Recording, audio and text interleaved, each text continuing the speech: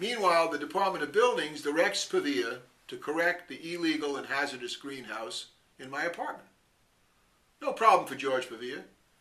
He files a false certificate of correction, lying and saying that he in fact fixed that greenhouse when he never did.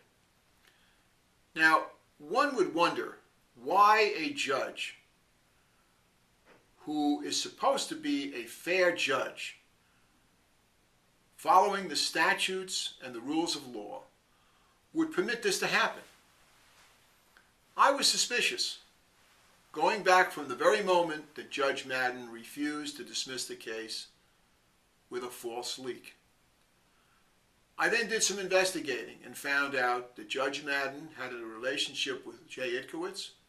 I then tried to subpoena Jay Itkowitz's cell phone records.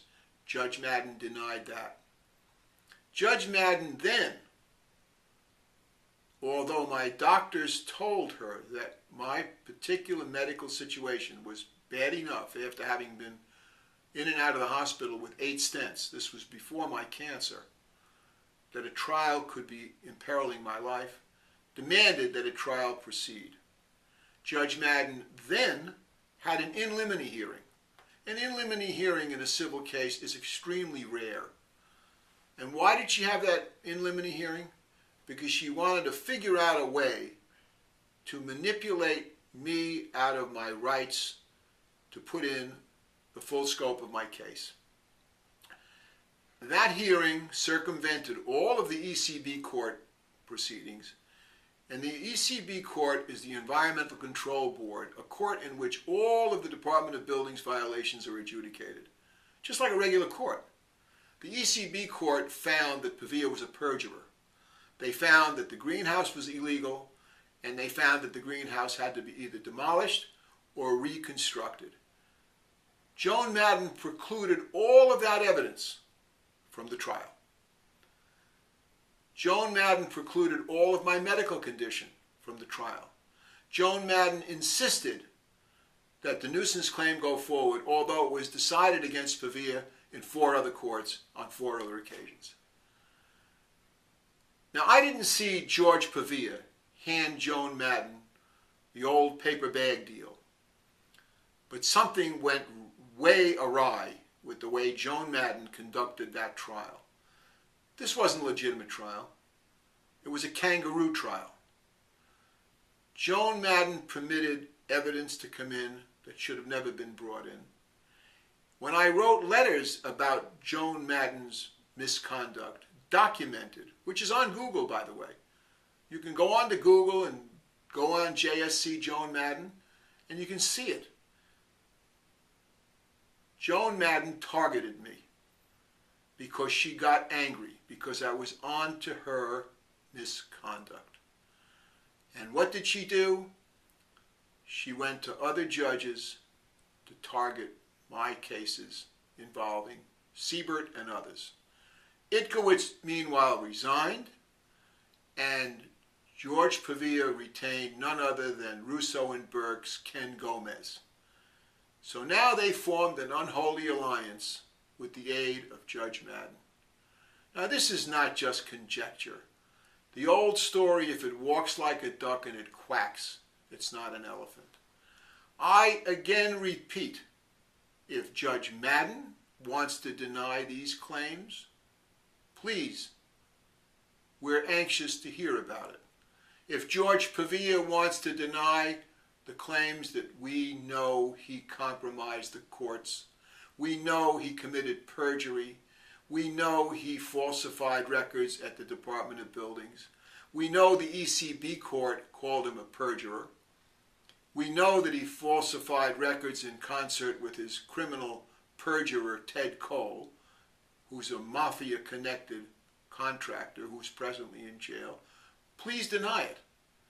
We've asked Mr. Gomez to please deny that he's been involved in corrupting and bribing the courts. Why won't they deny it? They won't deny it because it's true. It's a very sad situation that a person is being deprived of a legitimate right because of money, because of power, because of political connections. And the reason I'm spending the time on going through this as detailed as I am is because I lived with these guys with Johnny Cruz and saw how judges were put into place and how judges, when they're tapped on the shoulder, had to say, jump and how high. This is no different than 1945. Joan Madden, a judge sitting in Supreme New York, had an obligation, and that was, when there was no legitimate case for a leak, she had to throw it out. These court records are there. Anybody can look at them.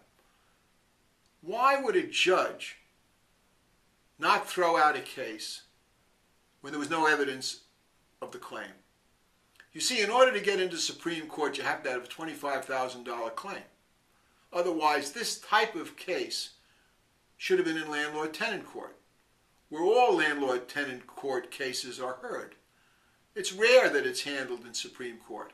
But Itkowitz wanted to get that case before Judge Madden, and Judge Madden grabbed it like a pit bull.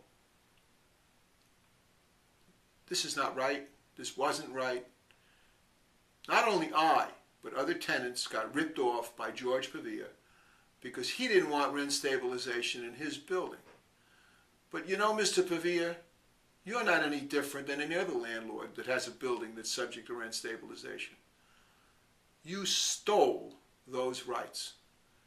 And if it's the last dying breath, I intend to expose you for what you did, because you had no right to those rights. You had no right to manipulate the courts to serve your own interest. And anybody who's really interested, and I'm understanding that some people are interested, can look at all these Madden decisions and put it together like a puzzle. And when they do, they're going to see from the very first decision of Judge Madden, which was no evidence of a leak, no evidence of damage, why is the case not thrown out? Why is the case not referred to landlord-tenant court? The rest is history. Pavia lied and manipulated from 2002 to 2007. I was unable to continue on, and yes, I didn't appeal, because what's the point? There was no hope. This is like a gang. Once they get against you, you may as well forget it. I wasn't about to spend $50,000 to have these elitists over at the appellate division deny my application for an appeal. I knew I was dead meat when Judge Madden made that trial so absurd and deprived me of my level playing field that I had no chance. The jury was corrupted, the jury was contaminated, because the jury wasn't even charged properly. The jury didn't know that writing letters to a guy's office, regardless of what I called him, because he called me worse, just isn't nuisance. It may be slander, it may be libel, but it's not nuisance to steal a man's home from him. And that's what Pavia did. He completely ripped off not only my home, but other tenants in that building, so that George Pavia can be unjustly enriched. This is not the way the system's supposed to work. I thank you so much. You will be hearing more about this in further detail in the future. Thank you.